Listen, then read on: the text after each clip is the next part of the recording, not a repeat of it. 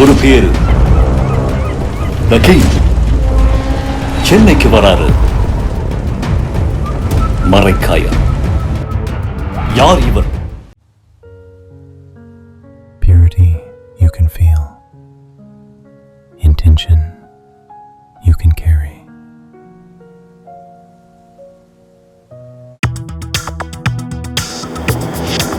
Delivering smiles all around the professional careers.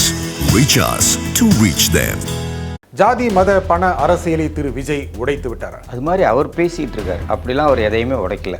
அவருடைய சட்டமன்ற தேர்தலுக்கு முன்னால் சட்டமன்றத்தில் போட்டியிட விரும்புவர்களுக்கு விருப்ப மனு வாங்குகின்ற பொழுதே பலரிடம் பணம் வாங்கி கொண்டு தான் விருப்ப மனுவை வழங்கியிருக்கிறார்கள். நீங்கள் கொள்கை எதிரி பாஜக என்று சொல்லிவிட்டு இதுவரையில் எங்கேயுமே இந்த அரசாங்கத்தின் மத்திய அரசாங்கத்தின் கொள்கைகள் தான் தமிழ்நாட்டில் பல விஷயங்களில் தோல்வி வருவதற்கு காரணம் என்று இதுவரையில் பேசவே இல்லை.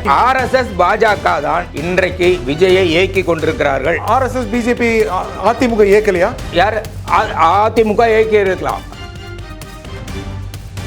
வணக்கம் ஆகாயம் நண்பர்களே. ஜாதி மத பண அரசியலை திரு விஜய் உடைத்து விட்டாரா? இது மாற்று அரசியலா? இதை பற்றி பேசுவதற்காக அரசியல் விமர்சகர் திரு துரைபாண்டியன் இங்கு வந்திருக்கிறார். வணக்கம் திரு துரைபாண்டியன். வணக்கம். ஜாதி மத பண அரசியலை திரு விஜய் உடைத்து விட்டாரா? அது மாதிரி அவர் பேசிகிட்டு இருக்கார். அப்படிலாம் அவர் எதையுமே உடைக்கல. அவருடைய சட்டமன்ற தேர்தலுக்கு முன்னால் சட்டமன்றத்தில் போட்டியிட விரும்புவர்களுக்கு விருப்ப மனு வாங்குகின்ற பொழுதே பலரிடம் பணம் வாங்கி கொண்டு தான் விருப்ப மனுவை வழங்கியிருக்கிறார்கள். வாங்கிய பிறகும் சில பேர் விருப்ப மனு வாங்கின பிறகும் வரவே இல்லை. அதற்கு பிறகும் பணம் வாங்கி கொண்டு முதலில் புஷி ஆனந்தை கவனித்து விட்டு அப்புறம்தான் சீட்டை பேரம் பேசி தான் சீட்டை வாங்கியிருக்கிறார்கள். அதனால் பணத்தை அவர்கள் தேர்தலில் செலவழிக்கவில்லை என்பதோ அல்லது பணம் கேட்கவில்லை என்பதெல்லாம் பொய்யான விஷயம். இப்போ ஒரு விஷயம் புருவாயிருச்சு. என்ன சட்டமன்ற தேர்தல் முடிஞ்சது. தேர்தல் முடிஞ்ச உடனே விஜய் அவர்கள் 108 இடத்துல ஜெயித்தார். அவர் 2 தொகுதியில் போட்டார். ஒரு தொகுதியை ரிசைன் பண்ண பிறகு 107. ஒரு மிகப்பெரிய வெற்றியை விஜய் அவர்களுக்கு கொடுக்கவில்லை. ஆனால் மக்கள் மனதில் ஒரு எண்ணம் இருந்திருக்கிறது. இந்த திராவிட கட்சிகளுக்கு மாற்றாக என்ற எண்ணம் இருந்திருக்கிறது. அதையும் சேர்த்து விஜய் அவர்கள் தேர்தலில் வாக்கு சேகரித்த விதம் இளம் பிள்ளைகளை 14 வயசு 15 வயசு இருக்கிற குழந்தைகள்கிட்ட சொல்லி அல்லது அதே மாதிரி 5 வயசு 6 வயசு இருக்க பிள்ளைங்கள்ட்ட விஜய் மாமாவுக்கு ஓட்டு போடலன்னா நான் சாக்லேட் சாப்பிட மாட்டேன்னு சொல்லு, சோறு சாப்பிட மாட்டேன்னு சொல்லு, பள்ளிக்கூடம் போக மாட்டேன்னு சொல்லி அப்படி ஒரு கேன்வாஸும் பண்ணார். நீங்கள் திரு மு.க. ஸ்டாலின் முன்னாள் முதலமைச்சர் பேசுகிற மாதிரியே சொல்கிறீங்களா? இல்லை, நான் அவர் சொன்னதை சொல்கிறேன். நான் அதே சொல்லலை. அவர் விஜய் சொன்னதை தான் திருப்பி சொல்கிறேன். ஸ்டாலின் சொன்னது இல்லை. அப்படிலாம் சொல்லி ஒரு திருமணம் அப்படிலாம் சொல்லி வாக்கு கேட்டார். முதல்ல மக்களுக்குள்ளே எங்கேயோ உறுத்தி கொண்டு இருந்திருக்கிறது ஒரு மாற்றம் வேண்டும் என்று. அதே நேரத்தில் ஒரு மாற்றத்துக்கான ஆட்கள் யாரும் கண்ணில் தென்படலை. ஒரு இடதுசாரி மாற்றுக்கான முயற்சிகள் செய்யப்பட்டது. ஆனால் அது வெற்றி பெறாமல் போனது. அதனால் இப்போ மக்கள் மத்தியில் திராவிட கட்சிகளுக்கு மாற்றாக ஒரு மாற்றம் வேண்டும் என்று சொன்னார்கள். சரி, விஜய் ஜெயிச்சிட்டார். பின்னணியிலிருந்து பல இடங்களில் வாக்கு பெற்றிருக்கிற விதங்களை எல்லாம் பார்த்தால், உதாரணமாக மயிலாப்பூரை எடுத்துக்கொண்டால் ஒரு குறிப்பிட்ட சமூகத்தின் வாக்கு அவர் பெருவாரியாக பெற்றிருக்கிறார். எந்த சமூகம் சொல்லுங்களேன்? இல்லை அது நம்ம அந்த குறிப்பிட்ட சமூகம் பிராமண சமூகத்தின் வாக்குகள். அங்கே வேட்பாளர் பிராமண சமூகத்தை இருந்தாலும் வழக்கமாக பிஜேபிக்கு போடுகிறவர்கள் கூட எப்படி கேரளாவில் காங்கிரஸ் அதாவது பிஜேபிக்கு போடுறவங்கெல்லாம் காங்கிரஸுக்கு போட்டாங்களோ அதே மாதிரி இங்கேயும் மாற்றி போட்டிருக்கிறார்கள். பிஜேபியில் அங்கே ஒரு வேட்பாளர் இருந்தாலும் கூட மாற்றி போட்டிருக்கிறார்கள். ஒன்று. அடுத்தது அவருக்கு 107 கொடுத்தாங்க. அப்போ ஒரு கேள்வி வருகிறது. 108 ஒன்று ராஜினாமா பண்ணிட்டார். 107. அப்போ ஒரு கேள்வி எழுகிறது. இவ்வளவு செலவு பண்ணி ஒரு தேர்தல் நடத்துகிறோம், மறுபடியும் இன்னொரு தேர்தலா? அப்போ 6 மாதத்துக்கு குறைந்தபட்சம் தேர்தலை தள்ளி போட முடியுமா என்று கேட்கிற பொழுதுதான் இடதுசாரிகள் மனமும் எந்த விதமான கண்டிஷனும் இல்லாமல் அன்கண்டிஷனல் சப்போர்ட் டு விஜய் தாவேகா என்று சொல்லி அவங்க தன்னுடைய ஆதரவை தெரிவித்தார்கள். இடதுசாரிகள் ஆதரவு தெரிவித்ததற்கு பிறகு, திருமாவளவன் ஆதரவு தெரிவித்ததற்கு பிறகு, இந்தியன் யூனியன் முஸ்லீம் லீக் ஆதரவு தெரிவித்ததற்கு பிறகு 119 அவர் வந்துவிட்டார். இலக்கை அடைந்து விட்டார். நல்ல கவனிங்க, இலக்கை அடைஞ்சிட்டார். மெஜாரிட்டிக்கே வந்துட்டார். அப்போ அவர் ஒன்றும் பிரச்சனையே இல்லை. ஆனால் அதிமுகவிலிருந்து 25 பேருடைய வாக்கு வாங்க வேண்டிய அவசியம் என்ன வந்தது? அவங்களா கொடுத்த வாங்க அவங்களா கொடுக்கல. நான் சொல்கிறேன், அவங்களாலாம் கொடுக்கல. நம்ம கடந்த விஷயம் இன்னைக்கு அவர் பேசின விஷயத்துல தான் அவர் எங்க ஆரம்பிச்சாரோ அங்கதான் நான் கொண்டு வர்றேன். அவர் என்ன சொல்றாருன்னா, அதாங்க இன்னைக்கு பத்திரிகையில் வந்திருக்க ஒரு செய்தி என்ன, லேட்டஸ்டா திருச்சியில் என்ன பேசியிருக்கிறோம் அதை பத்தி நம்ம பேசணும். திருச்சியில மாற்றம் கொடுத்தா சொன்னா நீங்க இல்லைங்கிறீங்க. சரி, இப்போ போட்டி பணம் வந்து இதில் விளையாடவில்லை, இந்த பணத்துக்கு முக்கியத்துவம் கொடுக்காமல் ஒரு தேர்தல் நடந்திருக்காரு, நாங்கள் வெற்றி பெற்றிருக்கோன்னு சொல்கிறாருல, அது தவறுன்னு சொல்ல திமுக பணம் கொடுத்து தேர்தலில் ஜெயிச்சிருக்கா இல்லையா? ஜெயிச்சிருக்காங்க. அவங்க வந்து இது ஒரு தொழிலாகவே பண்ணியிருக்காங்க. நான் இல்லைன்னுலாம் சொல்ல, நான் நியாயப்படுத்தவே சொல்லுவேன். நான் நியாயப்படுத்தவே இல்லை. தேர்தலுக்கு பணம் கொடுப்பது ஆந்திராவில் தமிழ்நாட்டில் அதிகமாகி கொண்டிருக்கிறது என்பதுதான் உண்மை. அதில் இவர் அவர் என்று நான் சொல்லவில்லை, பொதுவாக அப்படி தப்பு நடந்திருக்கு. பெருவாரியான இடங்களில் தாவேகா பணம் கொடுக்கவில்லை என்ற செய்தி வந்திருக்கிறது. சில இடங்களில் கொடுத்து மாட்டியும் இருக்கிறார்கள். நான் அதனால கொடுத்திருக்கிறார்கள், பெருவாரி இடங்கள் கொடுக்கவில்லை, கொடுக்கல. அது ஒரு நீங்க குறைஞ்ச நேரத்தில் நான் மற்ற விஷயம் கேட்கணும்னு நினைக்கிறேன். அவரு தாவேகாவுக்கும் திமுகவுக்கும் தான் இனியும் போட்டிங்கிறார், அது சரியா? அது மாதிரி இருக்கலாம். ஏன்னா நீங்க ஆமாவா இல்லையா? நீங்க இல்லை, அப்படித்தான் போட்டி வரும். ஏனென்றால் இவர் வந்து வலதுசாரிகள் பக்கம் சாய்ந்து கொண்டிருக்கிறார். எப்படி சொல்றீங்க? உதாரணத்துக்கு இடதுசாரி எதுக்கு ஆதரவு தரணும்? இல்லை, அதுதான் அங்கதான் நாம் இந்திய நாட்டினுடைய ஜனநாயகத்தை காப்பாற்றுவதற்காக தமிழ்நாட்டில் இன்னொரு தேர்தலை தவிர்ப்பதற்காக ஆதரவு கொடுத்தால் அவரை தவறாக பயன்படுத்துகிறார். உதாரணத்துக்கு நான் சொல்றேன். இடதுசாரி தலைவர்களே சொல்லல, நீங்க சொல்றீங்க. இடதுசாரி தலைவர்கள் சண்முகம் தெளிவாக பேசிவிட்டார்.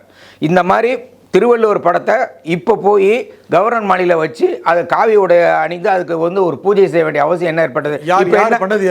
கவர்னர். அதை கண்டித்து எப்போ பேசுறீங்க நீங்க? எல்லா கட்சிகளும் குரல் கொடுத்த பிறகுதான் நீங்க பேசுறீங்க. ஒன்று. அடுத்து எங்களுக்கு என்னன்னா, நீங்க கொள்கை எதிரி பாஜக என்று சொல்லிவிட்டு இதுவரையில் எங்கேயுமே இந்த அரசாங்கத்தின் மத்திய அரசாங்கத்தின் கொள்கைகள் தான் தமிழ்நாட்டில் பல விஷயங்களில் தோல்வி வருவதற்கு காரணம் என்று இதுவரையில் பேசவே இல்லை. கல்விக்கான நிதி கொடுக்காமல் இருந்தார்கள், அதை பற்றி பேசவே இல்லை. இன்னைக்கு பல இடங்களில் சம்பந்தம் இல்லாமல் பிரச்சனைகள் உருவாகி கொண்டிருக்கிறது. உதாரணம் நான் சொல்கிறேன். நீங்கள் என்ன, நான் வந்து இப்போ அவருடைய தேர்தலில் கொடுத்தாரில் வாக்குறுதி அதையெல்லாம் உடனே நிறைவேற்றுன்னு கேட்கல, அதுக்கு கால அவகாசம் வேணும், அவர் டைம் எடுத்துக்கிட்டோம். ஆனால் இவர் சில விஷயங்களை அறிவித்தார். விவசாய கடன் தள்ளுபடி என்று சொன்னார். எந்த விவசாய கடன் தள்ளுபடி பண்ணியிருக்கீங்க? 5 ஏக்கருக்கு குறைவாக இருப்பவர்களுக்கு, அதுவும் கோஆபரேட்டிவ் சொசைட்டியில் வாங்கின கடன் முழுமையாக தள்ளுபடி செய்யப்படும் என்று சொன்னார். ஆனால் நடந்தது வேற. அது சொல்லிட்டாரு, நீ கூட்டத்தில் சொல்லியிருக்காரு. அது ஒன்று தான் சொல்லியிருக்காரு. நான் அடுத்தது வரேன். அடுத்து என்ன, 717 சாராய கடைகள் எங்கள் கோயிலுக்கு பக்கத்தில் பள்ளிக்கூடத்தில். இன்னைக்கு இப்போ நீங்கள் எந்த சேனலில் வேணாலும் திறந்து பாருங்க, கோயிலுக்கு பக்கத்தில் இருக்கு, பள்ளிக்கூடத்துக்கு பக்கத்தில் இருக்குன்னு பெண்கள் மறியல் நடத்திட்டு இருக்காங்க. அப்போ 717 சாராய கடை எங்கெங்கிருந்து நீக்கி இருக்கிறீங்க? ஒன்று. அப்புறம் சாராய கடைக்கு வருகிற இளைஞர்கள் 18 வயதுக்கு குறைவாக இருந்தால் சாராய கடையை கொடுக்கக்கூடாது, சாராயம் கொடுக்கக்கூடாது. அப்படி சந்தேகம் வந்தால் அவங்களோட ஏதாவது ஒரு ப்ரூஃபை நீங்கள் வாங்கி பார்க்கணும்னு சொல்லி ஆர்டர் போட்டுருக்கார். நேற்றுக்கு கோயம்பேட்டில் நடந்தது என்ன, 17 வயசு பொண்ணுக்கும் சாராயம் கொடுத்துருக்காங்க. அப்போ இவர் பேசுவதற்கும் அங்கே செயல்படுவதற்கான ஒரு இடைவெளி இருக்கிறதா என்றால் இருக்கிறது. அதுக்கு பதில் சொல்றாரு. எத்தனை ஆண்டு காலமாக இந்த போதை பழக்கத்திற்கு தமிழக உள்ளாக்கப்பட்டிருக்கு, அதிலிருந்து மீண்டு வருவதற்கு நேரமாகும்னு அதை ஏத்துக்கிறீங்களா இல்லையா? இல்லை, அவர் வந்து திசை திருப்புறாரு. எப்படி? இதை தனங்க ஸ்டாலினும் சொன்னாரு. திடீர் என்ற சாராய கடையை மூட முடியுமான்னு கேட்டாரு. அன்னைக்கு நீங்க என்ன பதில் சொன்னீங்க? Stalin uncle law and order என்னாச்சுன்னு கேட்குறேன். இப்போ விஜய் தம்பி லா அண்ட் ஆர்டர் என்னாச்சு? ஏங்க வந்து 21 நாளில் 30க்கு மேற்பட்ட கொலை சம்பவங்கள், கிட்டத்தட்ட வந்து 18-19 பாலியல் சீண்டல்கள் நடந்திருக்குங்க. இன்னைக்கு பார்த்தீங்கன்னா சிங்கப்பெண் படையில் இருக்கிற ஒரு பெண் காவலரிடமே அங்கே இருக்கிற அதிகாரியே தவறாக நடக்கிறார். அப்போ அது ஒரு செய்தி தெளிவாக தெரியுது பாருங்க. உங்களுக்கு அண்ணா பல்கலைக்கழகத்தில் நடந்த ஒரு நிகழ்வு சம்பந்தமாக ஸ்டாலின் அங்கிள் அப்படின்னு கேள்வி கேட்டார். நீங்கள் என்ன பண்ணிட்டு இருக்கீங்கன்னு கேட்டார். 24 மணி நேரத்தில் நாங்கள் பிடிச்சிட்டோன்னு சொன்னோன்னே, என்ன நடந்ததுக்கு அப்புறம் பிடிக்கிறது, முன்னெச்சரிக்கையாக நடந்திருக்கணும், எப்படி நமக்கு தெரியும்? இப்போ அதே கேள்வி தான். இப்போ அவர் என்ன பண்ணியிருக்கணும்? நான் ஒன்றும் அவர் உடனே அவரே இடத்துக்கு போய் பிரச்சனை தீர்க்க முடியும்னுலாம் நம்பல. அது உடனே நடக்காது. இது வந்து ஒரு சமூக பிரச்சனை என்பதை நான் புரிந்து. ஆனால் குறைந்தபட்சம் அந்த பிரச்சனையில் தலையீடு செய்த மாதிரி எங்கேயாவது அரசாங்கம் காட்டியிருக்கா பாருங்க. ஒரு நாள் சட்டம் ஒழுங்கு சம்பந்தமாக ஒரு கூட்டம் நடத்தினார். அதுக்கப்புறம் என்ன நடந்திருக்கு பாருங்க. அதற்கு பிறகும் நல்லா கவனிங்க. அதாவது தென்காசியில் 6 பேர் வந்து 6 பேரை வெட்டுறான், போறவன் திரும்பி வெட்ட வர்றான். இப்போ போலீஸ் கண்காணிப்பு எங்கே இருக்கிறது என்று பாருங்கள். ஒரு இடத்துல வெட்டிட்டு ஓடுறான். அது இந்த 21 நாள் ஆட்சியருக்கான பொறுப்பு தானே அது? ஆமா, இவங்களோட பொறுப்பு தான். இல்ல நான் வந்து வெட்டதுங்கிறது அது சமூக பிரச்சனை முன்னாடி சொன்னேன். ஆனால் திரும்ப அதே இடத்துல வர்றான் பாருங்க. அந்த சமூக பிரச்சனை நீங்க சொன்னீங்க, அந்த சமூக பிரச்சனை 21 நாள் இதுக்கு முன்னாடியே காவல் நிலையத்தில் போய் போராளிக்கப்பட்டிருக்கிறது. எச்சரிக்கை நடவடிக்கை எடுக்கப்படவில்லை. 21 நாள் உருவானது அது. அதற்கு பிறகு உருவானதுதான், இப்ப உருவானதுதான். அதுக்கு கல்யாணம், அதாவது என்னன்னா தென்காசி போன்ற இடங்களில் ஜாதிய வேறுபாடுகளினால் அங்கே வந்து எப்போ பார்த்தாலும் கலவரம் மூழலாம் என்ற நிலை இருக்கிற பொழுது ஒரு எச்சரிக்கை தேவைப்பட்டிருக்கிறது. இவர்கள் போய் காவல் நிலையத்தில் புகார் அளிக்கிறார். இப்பொழுது அண்மையில் தான் கொடுத்துருக்காங்க. ரைட்டு, அது கூட நீங்கள் ஆக்ட் பண்ணல. ஆனால் 6 பேர் வந்து 6 பேரை வெட்டிட்டு போகிறாங்க. போயிட்டு திரும்பி வரும்போது பைக்கில் மறுபடியும் எல்லாத்தையும் வெட்டிக்கிட்டே வர்றான். பார்க்குற கண்ணாடியை கார் கண்ணாடியை உடைக்கிறான், கடையில் போய் அடைக்கிறான். அப்போனா ஒரு எண்ணம் ஏற்பட்டு போச்சுன்னா இவரால் காவல்துறையை நிர்வகிக்க முடியாமல், கண்ட்ரோல் பண்ண முடியாமல், இவரால் அது 3 வாரத்தை நீ முடிவு பண்ணிடுவீங்களா? இல்ல 3 வாரத்துலன்னா நீங்க உடனடி நடவடிக்கை எடுக்கலையா? நான் உங்ககிட்ட என்ன கேட்கிறேன், நான் வந்து இங்க பாருங்க, இது 3 வாரத்துல முடிவுன்னு இல்லைங்க, மனித சமூகத்தினுடைய பிரச்சனைங்க. ஆனா நான் ஒரே ஒரு கேள்வி கேட்கிறேன். இல்ல நீங்க ஒரு ஆழ்ந்த அரசியல் விமர்சகரா ரெண்டுமே சொல்றீங்க, இது மனித பிரச்சனை இல்லை, சமூக பிரச்சனை. ஆனா உடனடி தலையீடு இல்லை என்பதுதான் என்னுடைய குற்றச்சாட்டு. ஒரு உதாரணத்துக்கு சொல்றேன், கோவையில அந்த சிறுமி கற்பழிக்கப்படுறாங்க, பாலியல் வன்முறை செய்து சாகடிக்கப்படுறா. அதுக்கான ஒரு பத்திரிகையாளர் சந்திப்பு நடக்குது. அந்த பத்திரிகையாளர் சந்திப்புல 3 IPS ஆபீசர் எப்படி உட்கார்ந்து சிரிச்சிட்டு இருந்தாரு நீங்க பாத்துருப்பீங்க. காரணங்கள் வந்துருச்சு, நீங்க அத பழச பேசுறீங்க. இல்ல பழச நான் பேசல, நான் இப்ப அண்மையில் நடந்தது எல்லாம் நடந்த விஷயங்களை பத்தி பேசிட்டு இருந்தாங்கன்னு விளக்கம். ஏங்க நடக்கிறது பத்திரிகையாளர் சந்திப்பு, ஒரு குழந்தையை இழந்திருக்கிறோம், அது சம்பந்தமா நீங்க பத்திரிகையாளர் சந்திப்புல சிரிச்சாங்களா?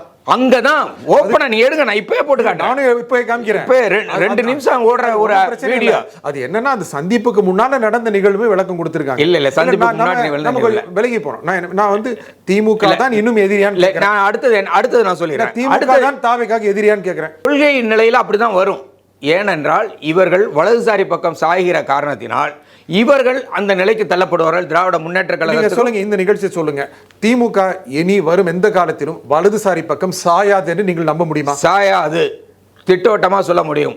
ஒருவேளை அப்படி சாஞ்சிட்டாங்கன்னா திராவிட முன்னேற்றத்துக்கு சவக்கூலியை அவர்கள் தோண்டி விட்டார்கள் என்றுதான் பொருள். ரெண்டுமே நீங்களே சொல்லுங்க. இல்ல ஆமா, எங்களுக்கு இருக்கிற நம்பிக்கை இதுவரையில கொள்கை வழியில் திராவிட முன்னேற்ற கழகம் நடந்திருக்கிறது. அது இதற்கு பின்னால் அது அவங்க பின்னாடி ஒரு நாடகம் நடத்துவார்கள் என்று எங்களால் நம்ப முடியவில்லை. ஒருவேளை நம்முடைய கணிப்பை எல்லாம் மீறி போனால் அதுதான் திராவிட இயக்கத்துக்கும் திராவிட முன்னேற்ற கழகத்துக்கும் சவக்கூலியாக அமையும். திரு விஜய் ஆட்சிக்கு வந்துவிடக்கூடாது என்பதற்காக அதிமுகவுடனேயே கைகோர்க்க தயாராக இருந்த திமுக பாஜகவோடு கைகோர்க்காது என்று நீங்கள் சொல்ல முடியுமா? இல்லை, என்னால் நிச்சயமாக சொல்ல முடியும். ரொம்ப தயங்குறீங்க. இல்லை, நிச்சயமா திமுக பாஜகவோட கை கோர்க்காது, எந்த காலத்திலும் அது நடக்காது என்று நினைக்கிறேன். திமுக காரங்களே சொல்லல, நீங்க சொல்றீங்க. நான் இல்லைங்க, அப்படிதாங்க அரசியல் அப்படிதான் போகும். இல்ல திமுக காரங்களே சொல்லல. இல்ல உங்களுக்கு விஜயை ஏற்கிறதே பாஜக நான் சொல்றேங்க. நீங்க விஜயை ஏற்கிறனா உதாரணத்துக்கு இடதுசாரிகள் நான் சொல்லிடுறேன், இடதுசாரிகள் திமுகவுக்கு எதிராக திரு விஜய் அரசியல் செய்வதால் அவருக்கு பின்னால் பாஜக இருக்கு. இல்ல நான் ஆதாரபூர்வமா சொல்றேன். நான் ஆதாரபூர்வமா சொல்றேன். இல்ல நம்ம வேற விஷயத்துக்கு போலாம். இல்ல சொல்லிட்டீங்க, RSS பாஜக தான் இன்றைக்கு விஜயை இயக்கி கொண்டிருக்கிறார்கள். RSS பிஜேபி அதிமுக இயக்கலையா? யார் அதிமுக இயக்கி இருக்கலாம். நீங்க அதிமுக ஆனால் இப்பொழுது கூட இருக்கிறவங்க எல்லாம் யாருன்னு பாருங்க. சிடிஆர் நிர்மல்குமார் எங்க இருந்து அதிமுக இருக்காங்க, அதிமுக இருக்காங்க. இல்லங்க, யார் அந்த அதிகாரம் செலுத்தும் இடத்தில் இருக்கிறார்கள் என்பதுதான் பத்திரிகை. அதிமுக பத்தி வரேன். நீங்க திரும்ப அந்த புகார் சொல்றீங்க. திமுக பத்தி சொல்றேன். நீங்க RSS பின்னால் இருக்கிறது, அதிமுக பின்னால RSS இருக்கு, நீங்க ஏத்துக்கிட்டீங்க. அதே அதிமுகவுடன் கூட்டணி அமைக்க அதை என்ன நடந்ததுன்னா, பாஜக அதிமுக கூட்டணி மக்கள் மத்தியில் செல்லுபடியாகவில்லை. நல்லா கவனிங்க, இதை புயல் அடிச்சு தோத்துட்டாங்க, தோல்வியில இருந்தாங்க. அந்த தோல்வி அடைஞ்சோன்னா என்னன்னா இன்னொரு வெற்றி குதிரை எதுன்னு தேடுறாங்க. நல்லா ஓடுறாங்க, அதுதான் தாவேகா. யார் தேடுறாங்க? RSS ஜெயிச்சிட்டாங்க. அவங்க சொல்லியா ஜெயிச்சாங்க? இல்ல, அவங்க சொல்லி இல்ல. இன்னைக்கு நடக்கிற விஷயங்களை எல்லாம் நீங்க பாத்தீங்கன்னா திமுக யாருமே எதிர வரக்கூடாது, அவங்க RSS காரங்க சொல்லுவீங்களா? இல்ல அப்படி நான் சொல்லவே இல்லைங்க. ஆனா அவருடைய பின்புலம் அப்படித்தான் இருக்கிறது. அதாவது என்னன்னா, அதாவது தமிழ் தாய் வாழ்த்து பாடாமல் நிராகரிப்பதும், வள்ளுவருக்கு வந்து இல்ல பிரதமர்கிட்ட போய் கேட்டு சொல்லி இருக்கிறாரு. ஆனா நீங்க ஒரு கட்சி என்ற முறையில் ஒரு எதிர்ப்பே தெரிவிக்கல. ஒரு ஸ்டேட்மெண்ட் கொடுத்ததோட போச்சா? நீங்க வந்து ஒரு எதிர்ப்பு தமிழ்நாட்டு மக்களிடம் போய் பேச வேண்டும், தமிழ்நாட்டு மக்களை நீங்கள் எதிர்த்து நிற்க வேண்டும் என்ற ஒரு கேள்வி சொன்னீங்களா? ஆளுநருடைய விழான்னு சொல்லிட்டாங்க, அவங்க விளக்கம் கொடுத்துட்டாங்க. ஏங்க அதுக்கு அப்புறமும் தொடர்ந்து ஆளுநர் செய்யறாருங்க. இதே ஸ்டாலின் இருக்கும்போது அவர் ரியாக்ட் பண்ணிருக்காரு. அவருடைய விழாவிலேயே போட்ட உடனே அவர் ரியாக்ட் பண்ணிட்டாரு, உடனே ஸ்டேட்மெண்ட் கொடுக்குறாரு. நீங்க எப்போ எதிர்கட்சி எல்லாம் வந்து சேர்ந்து எதிர்ப்பு தெரிவித்த பிறகு வந்து நீங்க பேசுறீங்க, கொடுக்குறாங்க. அடுத்தது முக்கியமான விஷயம் என்னன்னா, ஒரு பக்கம் சாராய கடைக்கு நீங்க சில கண்டிஷன் போட்டீங்க, ஆனால் 717 கடைகளை மூடப்பட்டதான இன்னும் பெரிய கேள்விக்குறியாக இருக்குது. மக்கள் போராடி கொண்டிருக்கிறார்கள். அதனால் அவர் சொன்ன சொல் இன்னும் நடவடிக்கைக்கு எடுக்கப்படாமல் இருக்கிறது ஒன்று. அடுத்தது முக்கியமான விஷயம், விவசாயிகளுக்கான கடன் தள்ளுபடியிலும் அவர் தான் சட்டம் போடுறார். நான் வந்து அவருடைய மேனிஃபெஸ்டோவில் தேர்தல் அறிக்கையில் இதெல்லாம் ஏன் பண்ண கேட்கவில்லை. ஆனால் அவர் சொன்னதை கூட நடைமுறைப்படுத்தப்படாமல் இருக்கிறது. மெதுவாக நடக்கும்னு இன்னைக்கு சொல்லிட்டு இருக்காரு. இன்னைக்கு சொல்கிறாருங்க. அன்னைக்கு அவர் சொல்லும் போதே 10 லட்சம் கோடி கடன் இருக்குங்கிற அவர் தெரியாமையா சொல்லியிருப்பாரு. பெண்களுக்கு வந்து தமிழ்நாடு முழுவதும் இலவச பயணம்னு சொன்னீங்க. ஆனால் அதே மாதிரி வந்து பெண்களுக்கு 2500 பணம்னு சொன்னீங்க. அந்த 2500 பணம் கொடுப்பது சம்மந்தமாக நான் ஸ்டடி பண்ணுவதற்கான ஒரு கமிட்டி போடுறேன்னு சொன்னோன்னா எதிர்ப்பு அதிகமானோன்னா 1000 ரூபாயை உடனே ரிலீஸ் பண்ணிட்டீங்க. இல்லைன்னா அதுவும் காலதாமதமாக இருக்கும். அதனால் வந்து தாவேக்காவுக்கு அதாவது என்னென்னா மக்கள் பெருவாரி அந்த வாக்குல வித்தியாசத்திலேயோ அல்லது பெருவாரி இடங்களிலோ வெற்றி பெற வைக்கவில்லை. ஒரு செக் வச்சிருக்காங்க. இதுவரையில் 108 பத்தாது. அதிகமாக இருந்திருந்தால் அவரை வந்து ஏகோபித்த மனதோடு தமிழ்நாட்டு மக்கள் வாக்களித்தார் என்று சொல்லலாம். அவர் பெற்றிருக்கிற வாக்குகள் 1,74,00,000. திமுக பெற்றிருக்கிற வாக்குகள் கிட்டத்தட்ட 1,47,00,000. அதிமுக பெற்றிருக்கிற வாக்குகள் 1 கோடிக்கு மேலே. அப்போ இவர் மெஜாரிட்டி மக்கள் யாரும் விஜய்க்கு வாக்களிக்கவில்லை. இந்திய அரசியலமைப்பு அப்படி இருக்கு. அரசியலமைப்பு அதுதான் நான் சொல்ல வரேன். அரசியலமைப்பு அப்படிதான் இருக்கு. அதனால அவர் ஜெயிச்சிட்டாரு. ஆனால் இப்படியே அவர் அமைதியாக கேட்டாக்க எனக்கு நாங்க என்ன அனுபவம் இல்லை, இப்பதான் வந்திருக்கிறோம். அவங்க கட்சிக்காரங்களும் அப்படிதான் பேசுறாங்க. நாங்க இப்பதான் ஆட்சிக்கு வந்திருக்கோம். சட்ட ஒழுங்கை தடுப்பதற்கு அனுபவம் எல்லாம் தேவையில்லைங்க. நான் சரியான நடவடிக்கை தான் வேணும். சரி நீங்கள் திமுக காரரை விட அதிக அளவுக்கு இல்ல, நான் திமுக காரர்ல யதார்த்தமான நிலையை தான் பேசுறேன். திமுக தலைவர்கள் விட சிறப்பான முறையில் வாதம் எடுத்து வைத்திருக்கிறீர்கள். இந்த நிகழ்ச்சியில் கருத்து குறிப்பிக்காக துரைபாண்டியன் மிக்க நன்றி. மீண்டும் ஒரு நிகழ்ச்சி சந்திப்போம். நன்றி, வணக்கம்.